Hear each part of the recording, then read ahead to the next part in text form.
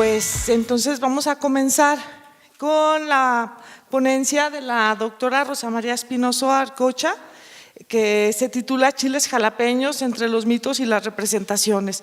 La doctora Espinoso Arcocha, es licenciada en Historia por la Universidad Veracruzana en Jalapa, Veracruz. Es especialista en Historia del Brasil republicano y maestra en Historia Social, ambos por la Universidad Federal de Uberlândia de Minas Gerais en Brasil. También el doctorado en Historia Social por la Universidad Federal Fluminense en Niterói, Río de Janeiro, y en Historia Contemporánea por la Universidad del País Vasco en Bilbao, España.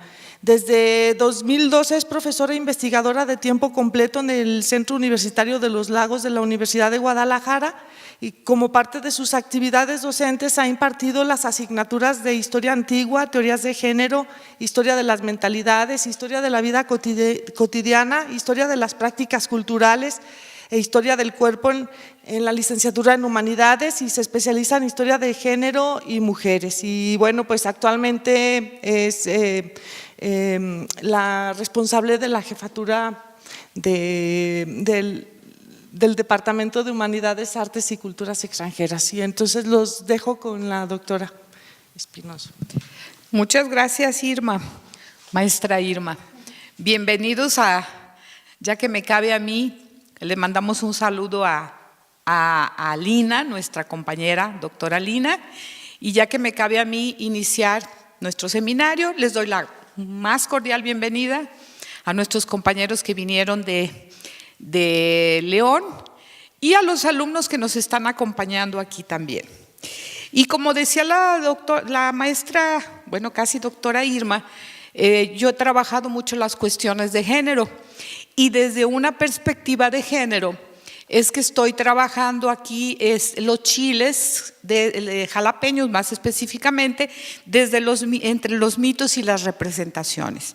Originalmente mi preocupación era saber por qué los chiles que reciben nombres como Rayado, San Andrés, Cuaresmeño, una infinidad de nombres, ¿por qué se llamaban jalapeños hoy?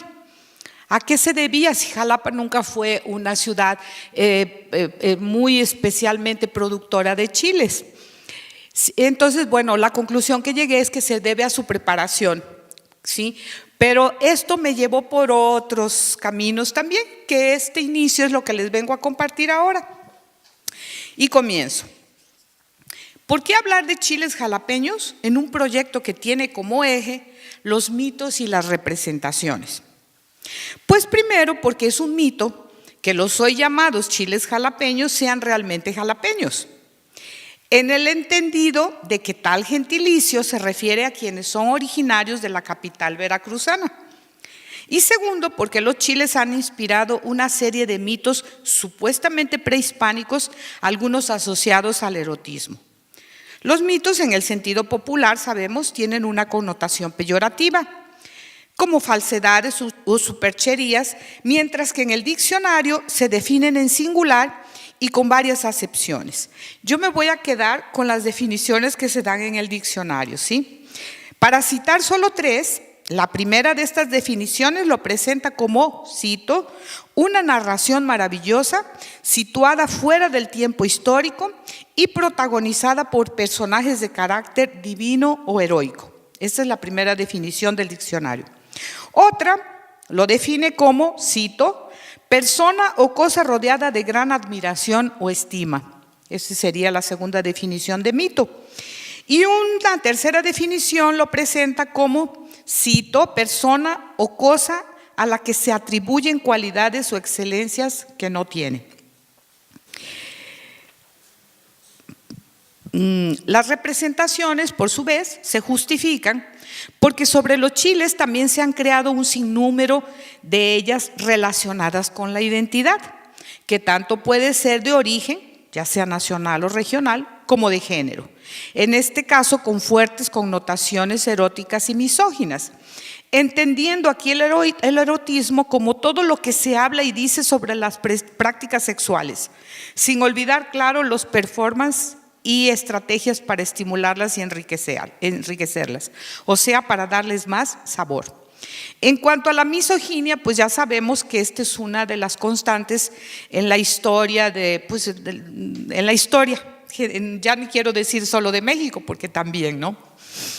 En resumen, en México los chiles tienen una larga y picante historia, por lo que intentamos en esta aproximación histórica entender el proceso que llevó a los cuaresmeños, verdes, rayados, jarochos, acorchados, tres lomos, San Andrés, Candelaria, peludos, gordos, guachinangos o cualquier otra de sus múltiples denominaciones que tienen los chiles, a transformarse en los hoy conocidos como chiles jalapeños. Y de ahí a convertirse en un sabor internacional, pues ya es un paso, que es el sabor jalapeño, que también, en términos teóricos y para justificar su tratamiento histórico, colocamos nuestro tema al abrigo de la historia cultural, que Chartier define como la historia de la construcción de significados, de las prácticas y las representaciones, de las formas o mecanismos a través de los cuales las comunidades comprenden la sociedad y su pasado. O sea que la historia cultural descansa sobre todo en lo simbólico, sin excluir las prácticas, evidentemente, y considerando y siempre recordando las sensibilidades, los sentimientos y las emociones. Por hablar en sensibilidades, podemos decir que la historia del chile, y más aún de su preparo y consumo, es ante todo una cuestión de sensibilidad, dadas las intensas reacciones que puede provocar y que se pueden sentir tanto en el polo norte como en el polo sur del cuerpo. Se llora cuando se come, pero también cuando se descomen. Tal vez por eso que los mexicanos, cuando se enojan, se digan enchilados. En fin, en el ámbito de la historia cultural, podemos decir que la culinaria y sus productos ya ocupan un papel importante, incluso en los estudios de las migraciones, generalmente en el rubro de la identidad, porque como bien dice un autor, quien emigra lo hace más movido por el hambre que por el espíritu de aventura. Y porque los emigrantes tienden a reproducir en los lugares donde se establecen los hábitos alimentarios y la cultura de origen, generalmente combinados o adaptados a los nuevos productos encontrados. Así, volvemos a encontrar la comida funcionando como elemento identitario en el ámbito doméstico y de la vida cotidiana, que los protege a los migrantes contra la completa absorción por el nuevo medio social al que tienen que adaptarse como para poder sobrevivir. O sea, aquí tenemos otra vertiente desde la que se puede trabajar la cuestión de la alimentación, que aquí el colega Juan Pío, que trabaja alimentación y comida, creo que estará de acuerdo, ¿no? O sea, que la influencia de la comida como forma de sobrevivir a la absorción que pueden sufrir las personas que migran. Voy a comenzar con los mitos, o sea, justificar que los chiles sean tratados desde la cuestión de los mitos. Dice, como narración maravillosa, protagonizada por personajes de carácter divino heroico, podemos justificar la pertinencia de la connotación mitogénica del chile con una historia relatada por Sagún sobre uno de los embustes usados por el dios Huitzilopochtli contra los toltecas, y según la cual Huémac, el último rey tolteca, tenía una hija muy hermosa a quien todos disputaban para casarse, pero ella cayó enferma de deseo por un tohuello. Tohuello es la palabra para forastero. Y se descubrió que el tohuello era un indio huasteco al que vio desnudo, la princesa lo vio desnudo en el tianguis cuando vendía chiles verdes. Cito, y la dicha hija del señor Huémac miró hacia el tianguis y vio al dicho tohuello desnudo y el miembro genital. Y después de lo haber visto la dicha hija, entróse en palacio y antojósele el miembro de aquel tohuello, de que luego comenzó a estar muy mala por el amor de aquello que vio. Para no alargar la historia, Huémac mandó a llamar al huasteco y le preguntó por qué andaba encuerado ahí, andaba desnudo en el tianguis, y él le respondió que porque así se usaba en su tierra.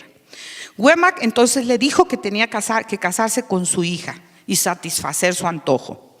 Cito, vos antojaste a mi hija, vos la habéis de sanar, cierro cita. Y así fue. Pero eso provocó la ira de los toltecas del pueblo, que comenzaron a injuriar a su señor por haber permitido tal matrimonio. Por lo que Huémac, que en realidad se avergonzaba del yerno, Lo llamó y aconsejó a llevárselo a la guerra y dejarlo solo para que lo mataran los enemigos, luego de lo cual corrieran a informarle de su muerte. Pero el tohuello era bravo, como lo eran los huastecos, y venció solo a los enemigos, por lo que a su regreso tuvieron que recibirlo, cito, bailando y cantando y tañéndole las flautas. Cierro cita. Lo que nadie sabía era que ese tohuello era ni más ni menos que el propio dios Huitzilopochtli, como ya les había comentado, quien así logró engañar a los toltecas. Ahora, siguiendo con las otras definiciones, sobre ser el mito alguien o alguna cosa rodeada de gran admiración y estima, en el caso de los chiles jalapeños, Fray Bartolomé de las Casas ya nos decía en el siglo XVI que, cito, sin ellos, sin los chiles, los indios no creían estar comiendo. Cierro cita. De esa forma expresaba el enorme aprecio que los indios tenían por los chiles. Y si sobre al chile se le atribuyen cualidades o excelencias que en realidad no tiene, pues bastaría preguntarle a cualquier tohuello o extranjero que lo haya comido y sufrido. Este es apenas un mito, existen otros muy interesantes, pero bueno. Sobre las representaciones, que son sistemas de interpretación que organizan y rigen la relación de las personas con el mundo y con los otros, además de orientar las conductas y comunicaciones, también tenemos, les presentaré algunas. En este caso, relacionadas con las identidades, que sabemos son representaciones, en la medida en que actúan como mecanismos que posibilitan y regulan formas particulares de relación con el mundo y con los demás. La identidad, dice un autor, está relacionada con la idea que se tiene acerca de quién somos y quiénes son los otros. Es decir, es la representación que se tiene de uno mismo a partir de los demás. Y es en ese sentido que pensamos en el uso recurrente del chile como representación de lo mexicano, ejemplo de lo cual podemos encontrar en el cancionero popular. Por tanto, y tratándose el mexicano de un pueblo que canta llorando y llora cantando, comencemos con una canción. Entonces todos me dicen el negro, ay llorona, negro pero cariñoso, yo soy como el chile verde, ay llorona, picante pero sabroso. Desde la psicología social, la alusión al chile verde de la copla, por cierto, una de las más conocidas de la popular canción ismeña, sería una de las formas del mexicano decir a los otros quién es y cómo quiere ser visto y consumido. Él es cariñoso, pero con sabor, aunque sea moreno. La copla de La Llorona estaría hablando en forma poética de un sentimiento de abandono provocado por el trauma de la ruptura en la simbiosis entre el niño y su madre, y que en los mexicanos se ha intensificado por la carencia de padre o de figuras paternas compensatorias, en este caso el Estado y las instituciones. Así visto, y de acuerdo con la psicología social, esto está basado en el estudio de un autor que se llama Juan David Pérez, Psicología del Mexicano. Así visto, el mexicano sería, por tanto, un huérfano de padre y un huérfano de Estado, que solo tiene a la madre, poca o mucha, por lo que estaría pidiendo que ella tampoco lo abandone, encomiando para tal sus valores y cualidades. Cantando estaría diciendo que quiere ser amado, que merece ser amado y que sabe dar amor. No obstante, para ello, su piel morena, vista como una condición adversa. Esa adversidad compensada por una equiparación comparativa y valorativa con el chile verde, picante pero sabroso. Ejemplos identitarios del uso del chile en el ámbito nacional lo tenemos en el pique, que para quien no lo recuerda, los más jóvenes, era un festivo chile jalapeño paramentado con sombrero y erigido como símbolo de la Copa del Mundo de 1986. Tengo una historia de un dueño de la empacadora de chiles jalapeños en Jalapa sobre esto, pero bueno, se las puedo decir después. Fue así que México se hizo representar ante el mundo y sería tarea de los psicólogos sociales explicar si el mensaje que se quería enviar era aquel de la canción. Hay quien diga que los mexicanos tienen una relación narcisista con el chile, en la medida en que al saborearlo y experimentar sus efectos abrasadores, se sienten únicos y poderosos. Sería una forma de mostrar que nadie, como los mexicanos, logra soportar el sufrimiento con placer. por lo que nadie como ellos podría atribuir al chile cualidades que seguro para los otros no tiene. Pero el chile también suele ser usado para anunciar eventos culturales, porque lo ya he encontrado en internet, por ejemplo, festivales de cine, y están unas cintas de cine, ¿cómo se llaman aquellas? Y rodeadas con banderas mexicanas o con sombreros. Otro ejemplo del uso identitario del chile ahora en el ámbito regional, aunque también relacionado con el deporte, lo tenemos en los chileros de Jalapa. Un popular equipo de béisbol en la capital veracruzana, cuyo nombre dejaba por sentado ya desde los años 50 el supuesto de que los chiles son jalapeños. Mientras que como ejemplo de identidad de género tenemos el hecho de que en México chile es uno de los muchos y más populares sinónimos del pene. Derivado de ello es que en ciertas ciudades en el sur de Veracruz, que es lo que yo conozco, se llame chiluda a las mujeres lesbianas. Y esto porque si a una mujer le gustan las mujeres, pues solo puede ser hombre, que es lo mismo que tener pene o chile. En el mismo estado de Veracruz, cuando se conmemoraba el Día de la Raza, el 12 de octubre, con desfiles y bailes de banderas, en los que el lienzo nacional de cada país hispanoamericano era portado por su respectiva abanderada, que eran escogidas entre las señoritas del pueblo, de los lugares, era común en los pueblos que las señoritas recusaran llevar la bandera de Chile, por miedo a las rechiflas y a los comentarios procaces de que eran objeto.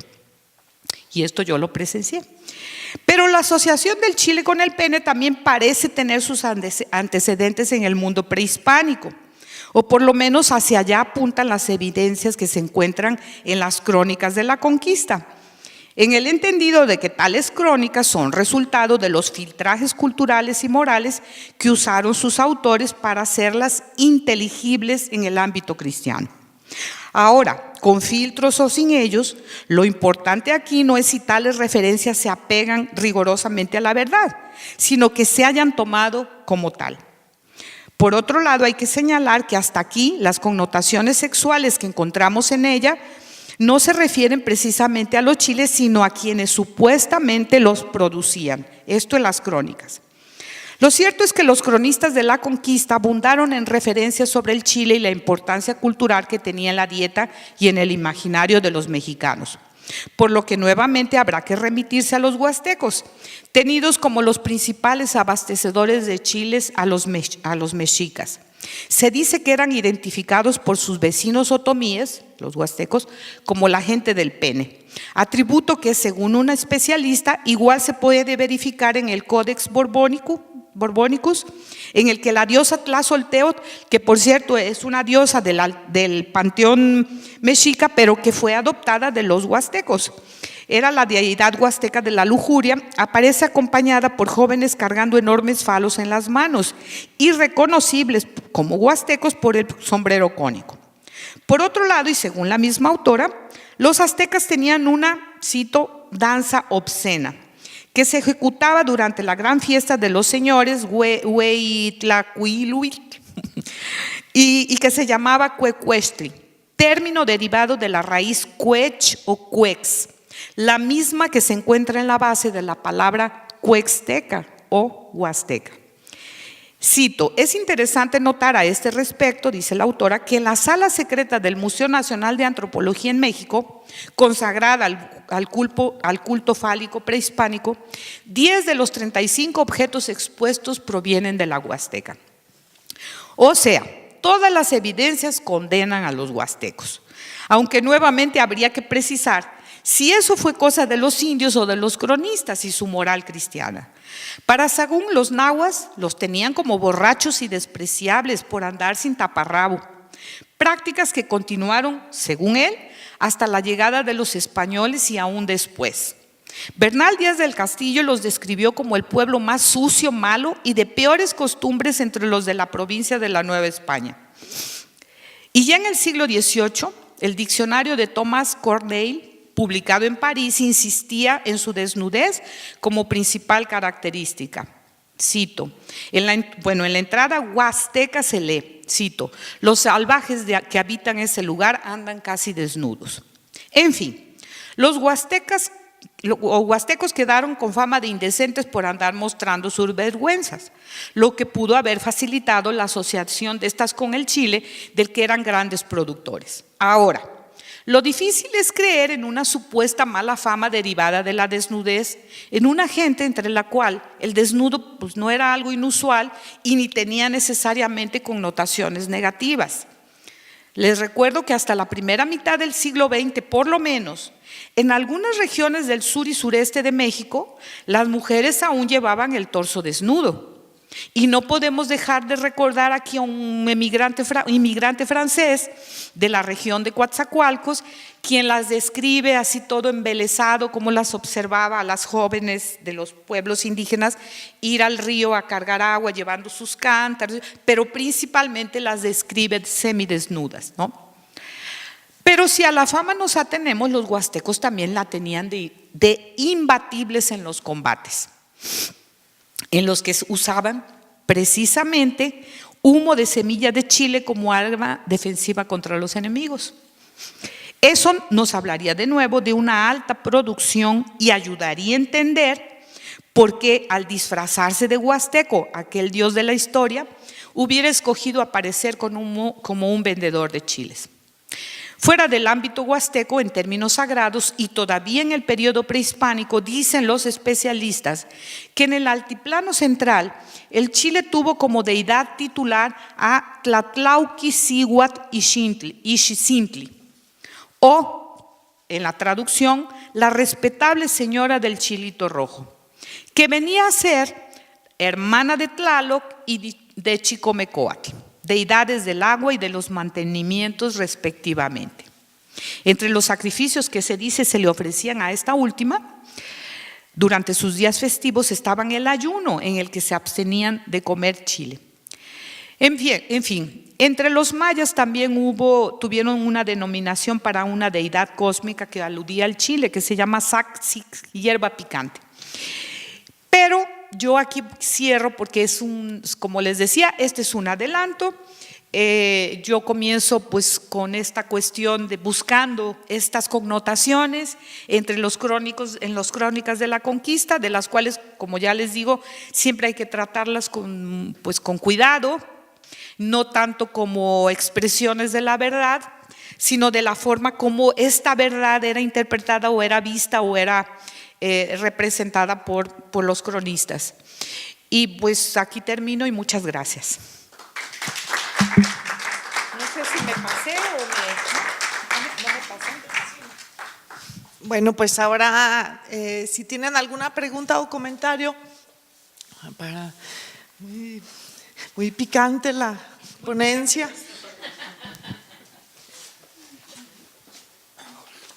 Bueno, a mí se me hizo muy interesante tu trabajo. Creo que, no sé si valdría la pena sugerirte un texto. No sé si conoces el texto de Janet Lon Solís, el de Capsiconicultura. Hace mucha referencia a la cuestión del uso del chile para castigar y una serie de cosas. Pero un comentario nada más así muy rápido, relaciona a los usos del chile y sobre todo estas descalificaciones que en un momento dado hacen algunos pues intelectuales o gente de otras culturas, ¿no? Yo conozco personas del Cono Sur, por ejemplo, uruguayos, argentinos, que suelen llamarle mucho la atención que no podamos prescindir del chile cuando comemos, ¿no? Como parte de nuestra formación cultural, de nuestra cultura alimentaria. Pero creo que valdría la pena mencionar que el chile, su importancia en la alimentación del mexicano, por ejemplo, de la cultura mesoamericana, en el sentido de que llegó a formar parte de la dieta básica, ¿no? Un elemento fundamental, que es fundamental porque, si mal no recuerdo, la misma Janet Long habla de que se encontró con investigaciones bromatológicas que se hicieron que la combinación entre maíz, chile y frijol hacen una proteína vegetal perfecta, ¿no? Entonces, no es nada más la búsqueda de lo picoso, sino que es un nutriente que fue fundamental para la evolución y el desarrollo de la cultura mesoamericana, ¿no? Creo que también hay referentes por ahí en cuanto a la importancia del picor y ciertos efectos que genera en el organismo, ¿no? Pero sería, yo creo que fundamental entender pues que es esta combinación que fue parte de una dieta elemental básica compartida por todos los estratos sociales de la cultura mesoamericana y que fue lo que permitió pues que las culturas mesoamericanas se desarrollaran, ¿no? ¿Puedo? ¿Aquí? Sí. ¿Está prendido? Bueno, sí, yo estoy de acuerdo, perfectamente de acuerdo. Nada más que aquí en este seminario se trataba de los mitos y las representaciones. Sí entiendo que esa es una parte que tú incluso trabajas en algún trabajo que ya leí. También es interesante, por ejemplo, y no es por casualidad que el chile formó parte de la dieta básica de los mexicanos, porque es uno de los productos que que fueron domesticados primero, son de los más antiguos de domesticación. Si mal no recuerdo, porque también tengo algunos de estos datos, el chile comenzó a domesticarse como por el 7000 años antes de Cristo. Entonces es de los más antiguos, probablemente junto con el maíz o algo así. O sea, también esa antigüedad de que lo conocían, pues también ya nos dice de que seguramente lo empezaron a usar desde muy temprana edad los mexicanos. Efectivamente, sí estoy de acuerdo y bueno, pues lo tomo en cuenta. ¿Algún otro comentario? A nuestros pocos alumnos que están aquí, yo les quiero decir, como ven, parece una cosa frívola la cuestión del chile, tratarle el chile y cosas, o hasta les puede parecer grosera eso.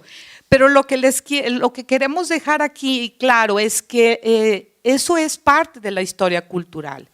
Estos son los temas, ya no tenemos límites de temas como teníamos antes. Ahora podemos tratar cualquier tema siempre y cuando lo justifiquemos como realmente historiable, ¿no? Que realmente. Pero bueno, esto era lo que yo, para nuestros 3 alumnos y el hijo de Juan Pío, que no es nuestro alumno, pero también. Sí, colega. Bueno, no tenemos límites en cuanto a temas, pero sí límites metodológicos.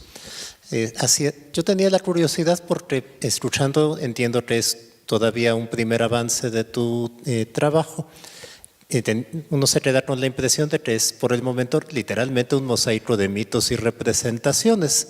Pero ¿hacia dónde lo vas a conducir específicamente ya, digamos, ya cuando tome más forma? ¿Es estrictamente un trabajo sobre las representaciones prehispánicas, entre comillas, o de las crónicas, o del Chile en las crónicas de la conquista? Porque juegas mucho entre el siglo XX y el siglo XVI, pero casi no está presente, bueno, salvo por el colono de Coatzacoalcos, casi no está presente en los siglos XVII, XVIII. Es decir, o te vas a concentrar en lo contemporáneo, que uno sospecharía por aquello de los chiles jalapeños, que está todavía en el título. Mira, todo esto lo fui encontrando, como les decía yo, y esto sería un capítulo, las representaciones y los mitos. Todo este material lo fui encontrando porque estaba yo buscando justamente la historia de los chiles jalapeños. Porque como jalapeña me intrigaba por qué se llamaban jalapeños. ¿Cuándo fue que empezaron a llamarse así? Yo les cité la cantidad de nombres que tienen en todo México. Originalmente pensé que esto se debía a una empacadora, tú debes haberla conocido, la Jalapeña, que hubo en México, que hubo en Jalapa, estaba en la esquina de Juárez y Lucio, y esta es una, bueno, no se decía empacadora, fábrica de chiles jalapeños. Y entonces empecé a hacer la historia de la familia Jiménez, que eran los dueños, fueron los últimos dueños de esta fábrica. Yo pensaba que se habían vuelto jalapeños a partir de esa fábrica, que ellos tenían un producto específico que se llamaba chile jalapeño en escabeche. Tenían rellenos, tenían chilpotles, en fin, eso que fabrican hoy las.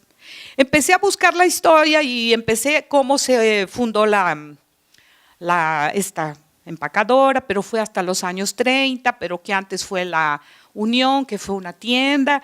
Hay toda una historia familiar de los últimos dueños, los descendientes, que dicen que un día a su abuelo, su tatarabuelo, tenía un amigo que era soldador y que entonces le dijo: oiga, y si empacáramos y enlatáramos los chiles y no sé qué, no sé qué. Y que entonces dio un resultado que decía que quedaron como aceitunas de tan buenos. Bueno, esas son las historias.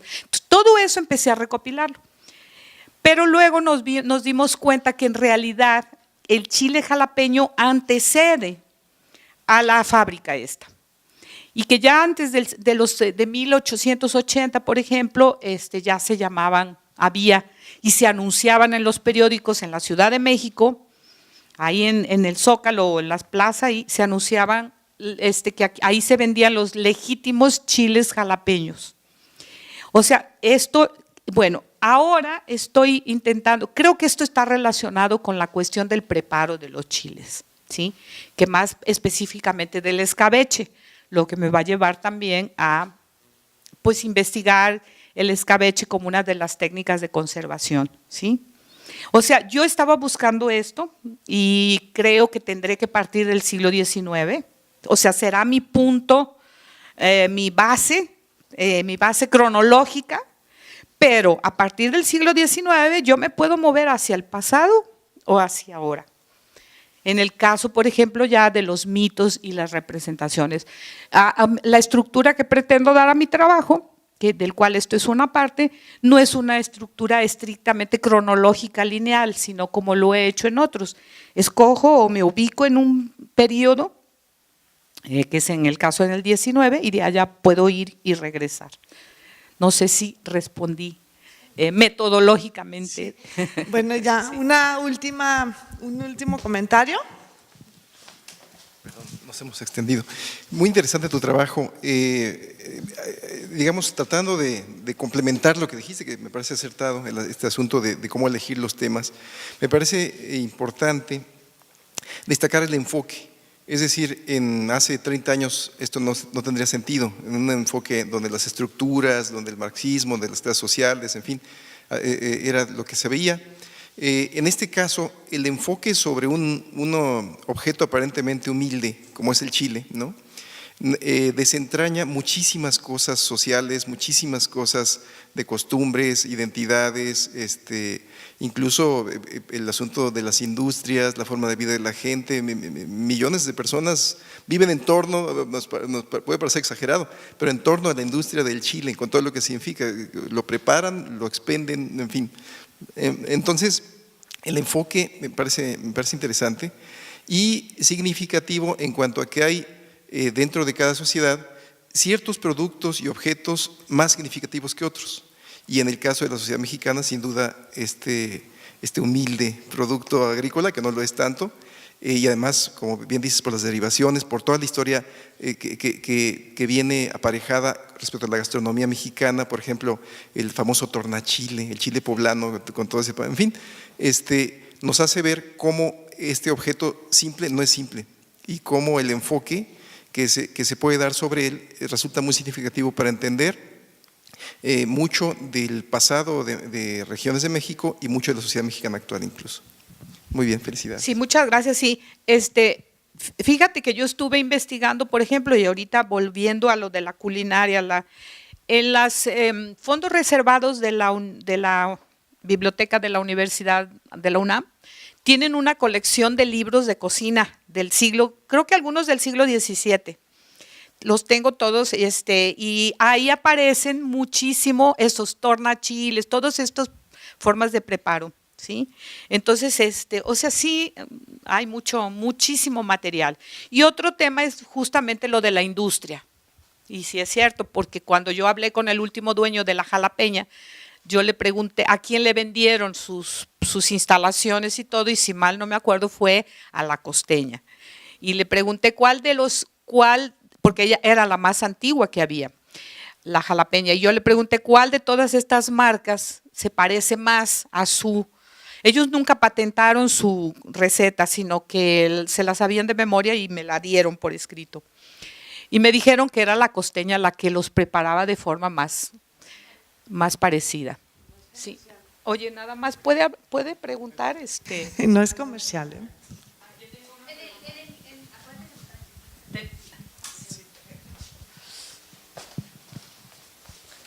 Ah, sí es cierto que estamos en la radio. Sí, va a ser, Si no les vamos a cobrar.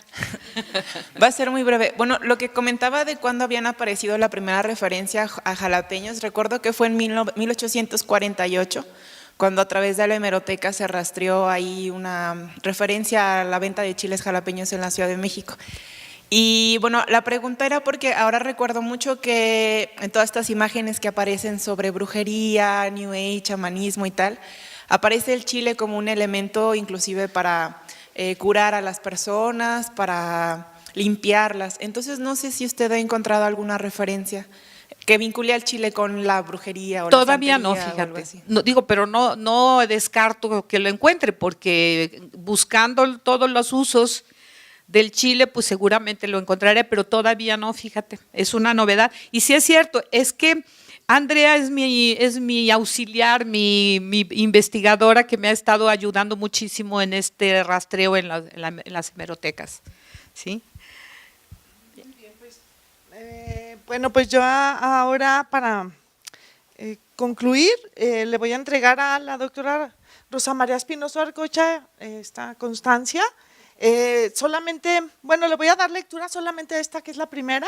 En la Universidad de Guadalajara, a través del Centro Universitario de los Lagos, otorga la presente constancia a la doctora Rosa María Espinoso Arcocha por impartir la conferencia Chiles jalapeños entre los mitos y las representaciones como parte de las actividades del seminario Mitos y Representaciones en el marco de la Universidad Internacional de Verano 2017, el día 15 de junio de 2017, y firma el doctor Aristarco Regalado Pinedo, rector del centro, y bueno, los secretarios de aquí del centro.